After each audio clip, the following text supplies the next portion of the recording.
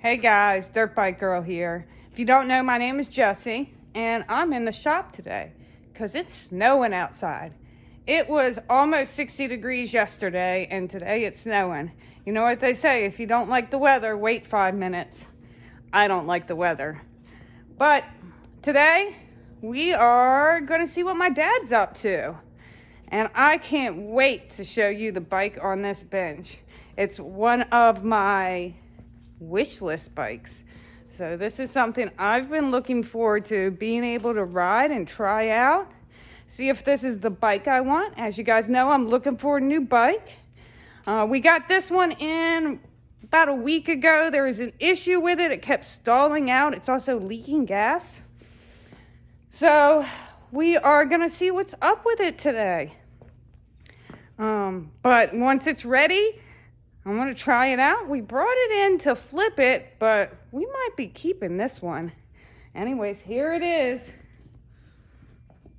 That is the 150 XCW with the electric start. That's one of my requirements, guys. I do not want to kickstart a bike. Not that it's hard. This one's pretty easy to kick, but I'm too old for it. I'd rather have the electric start. Of course, it's a 2-stroke. Love this bike. It's so light and nimble. I got to try it out for just a second the other day before it stalled out on me, and I can just barely reach the ground. Remember, I'm only 5'2" and 140 pounds, so these big bikes are hard on me. They get in my head too when I can't reach the ground. Not that I need to be able to reach the ground, but it definitely gets in my head. If this is the bike of my dreams, there's a couple little things we can do with the suspension to make it easier for me to touch the ground. And we'll show you that when I get to setting up my very first bike. I mean, I've had bikes in the past, but I've never set them up for myself. I've always just rode them stock. I'm so excited about that, guys. And I'm so excited about this bike. Again, I'm not sure. It's a little tall, and I don't want to cut the suspension down. As good as that is about in the corners and stuff, it's not that great when you're on the trails. But it is great to be able to put your feet down on the trails when you get into a sticky situation. One of the great things about not being able to really reach the ground is a lot of times I'll just send it. You know, I won't stop. I won't think about it. It won't get in my head because I don't stop and think about it. And usually I make it through. It might not be pretty, but I do it. Last thing, guys, I can't tell you how much I love this time with my father, where we get to work on bikes. He gets to share his love and passion with me, and I get to have and spend as much time with him. And I am so grateful for it. I've lost one parent. I know how important it is, especially this time of the year, Christmas. I miss my mom so much, but it is such a blessing to be able to do this with my father. And if you've got a parent who's into this, take advantage of it. It's so much fun. It's such a family sport. Love it so much. So guys, this is my father, Bob White, the infamous. If you don't know who he is, you should already know who he is. And we're gonna get to work on this bike, looking at this carburetor issue it has, and then we'll do some other little fun stuff. See you in a minute. So guys, you can see we've lifted the subframe up so we can get to this carburetor right here. Oh, that was easy to take off. 2019, this is the newest bike we've gotten. So they're always different. And by no means are we mechanics, but my dad's got a lot of years of an experience, and we do have a mechanic in the shop should we run into any problems. I know I'm one lucky girl. All right, now I gotta take some other stuff loose to get it out of here. All right, I'm gonna help him take some stuff loose, and I'll show you the afterwards. Okay, so we just took the carburetor out, and look at this, guys. Can you see that light spot? That's water in the carburetor, which is probably why it wouldn't run. We don't want water in the carburetor. Did that come through the gas? Yeah, how this happens is that because ethanol attracts water, when it's up here in the tank, water's heavier than gas, so it goes to the bottom of the tank, then it goes down to the petcock, and it ends up in your float bowl here, okay? Comes in here and ends up in here. So and that main jet is sticking at the very bottom where that nut is. That's where the water was probably. And I had drained it once already, okay? But this was more water coming down, while it's set for a day or so. So we've also drained the gas can. Gas tank. Thank you, Dad, as well. So hopefully no more problems. All right, what are we doing now, Dad? We're taking the float bowl off. It's called a float bowl.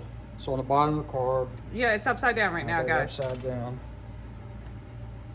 The other thing is we found a lot more water in the carburetor. We went back, we had put the gas out of the gas tank into an old can, and we went back and checked. We didn't find any water in that, but man, that carburetor was just pretty much filled with water. It didn't look like there was any gas or oil in it. It's pretty scary. By the way, we just bought this bike, okay? So brand new to us, 2019. It's got 19 hours on it. 19 hours. And we're not sure what we're going to do with it, whether it's going to be my bike, whether we're going to flip it, whether it's going to be Dad's bike since he doesn't have any bikes going. All right, this is the float bowl. This little assembly here is at the very bottom. This is what you would loosen if you want to try and get the water out of here. If you thought there were water in it, you loosen this up and let it drain.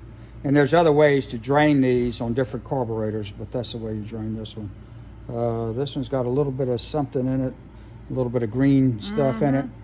Is that from the ethanol or from the oil? We think that, yes, the ethanol, we think that we've seen a lot of the mechanics that do the regular carburetor work and stuff like that say that they're starting to see a lot of green stuff in the bottom of these things. And we think it's the reaction of this steel, okay? These carbs are made supposedly in Japan, but we're not sure about that. We think they might be Indonesian somewhere or something like that, but we don't think the metal is as good as it used to be, and there's a reaction between the ethanol and this stuff. It produces that little green slimy stuff. And but anyway, now take a picture of the top of this thing. This is what they call, this is called a float assembly. This thing, am I right on it? No, here we are, wrong thing. This thing, this floats up and down. Okay, it just floats up and down. There's a little needle valve down here that it hooks to where the inlet is. The inlet's over here. So you got gas coming in here, okay? Oh, right there. And it goes up through here. And when the float bowl fills up, it drops that needle down and shuts the flow of gas off to the carburetor, okay? This is one of your jets. This is called the main jet, okay? That's what you use when you're wide open. Oh, all right, so hold on. Is this like a toilet? No, sort of. Yeah. Right? You know what I'm talking about? Yeah, you are. That's your little bowl right there, and there's your little seat. No, but this is just like the this just holds. Yeah, no, he's talking about these things. Yes, it's got a lot of same thing. It just floats up and down. Right? Okay, all right, I got that. And shuts off and lets more gas back in. Okay. All right. Well, let's clean it up, guys. This is your main jet. Okay. This is when you're wide open throttle, WFO, okay? Wide open throttle. This is the jet that the gas is coming through. It's the biggest in the carburetor. These are other jets. This is called the idle jet or the pilot jet.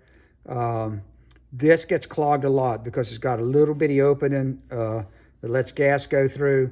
And if you're having problems with it starting and not idling, usually it's this right here. This is still another jet. We don't usually mess with this one, but still another little jet. But these two are your main jets right here. And that's what we're having, idle problems. So probably that green stuff is in there, or it's gotten plugged, or it could even have trash in there or something. All right, cool. All right, so let me find a little screwdriver here. I'm gonna take the idle jet out and take a look at it. All right, well, we'll be right back, guys, and we'll tell you what we find when we take a look at this. Okay, so my dad's taking something apart right now. I don't know if I can get it apart. But we're trying to be careful not to strip it. But I wanted to tell you something that we just found was the air screw was backed out 3.5 turns. Yep, right there. This one, we put it back all the way in. On our stock sheet, it says it should be between 1.5 and 2.5. And so there's 1.5, there's 1, there's 1.5. All right, so that's back to where it's supposed to be. And that can mess with your idling, which is the problem we're having. Now, the water is definitely a major problem, but that's not helping either. So the guy that had it before may have been having a problem with the water and started screwing with the air screw to try and fix the problem, but he just probably made it worse. All right. So I want to see if I can get that thing out. All right, this is, you ready? Yep. This is your slide, okay? Your throttle cable is attached to this via the cap right here. It goes up and down, and as it goes up, the needle that's in there, if you look down here in the throat of the carburetor, you can go do it from that side. You see that? Oh, yeah. See that needle goes up and down? Mm-hmm. As it opens up, get this out.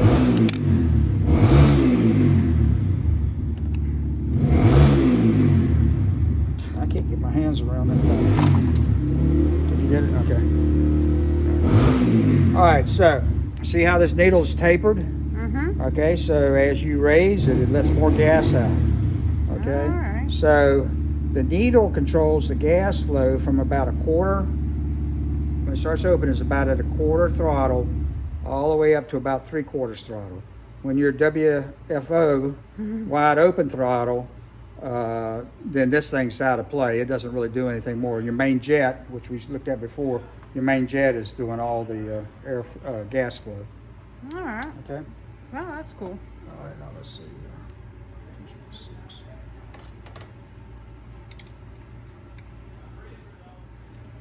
You can see that little clip in it. Okay? Mm-hmm. All right. And this has 5 settings on it. This one's second from the top. As you lower this clip, it makes the engine from 1/4 to 3/4 run richer.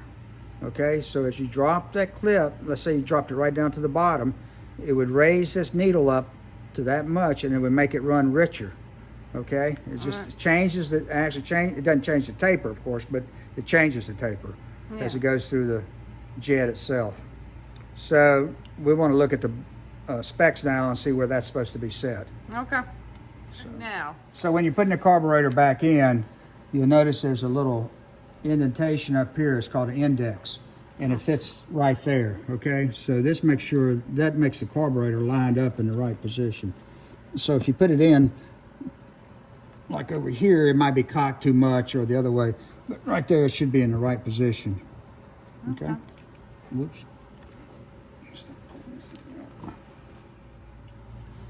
I wanted to tell you how many bonus points this bike gets for being easy to work on. We are really enjoying it. Dad keeps telling me now this is the hard part, and then we breeze right through it. So what a great little bike. Okay, so that's it for working on the carburetor. If you enjoyed this video, please leave skid marks on the like button, subscribe, and turn on your notifications. If you're interested in taking a class, go to dirtbikebootcamp.com. If you want to come ride out here, it's charlescitydirtriders.com. And just remember, if you're having a bad day, it's 1 down and 5 up. Thanks, guys. Have a great day.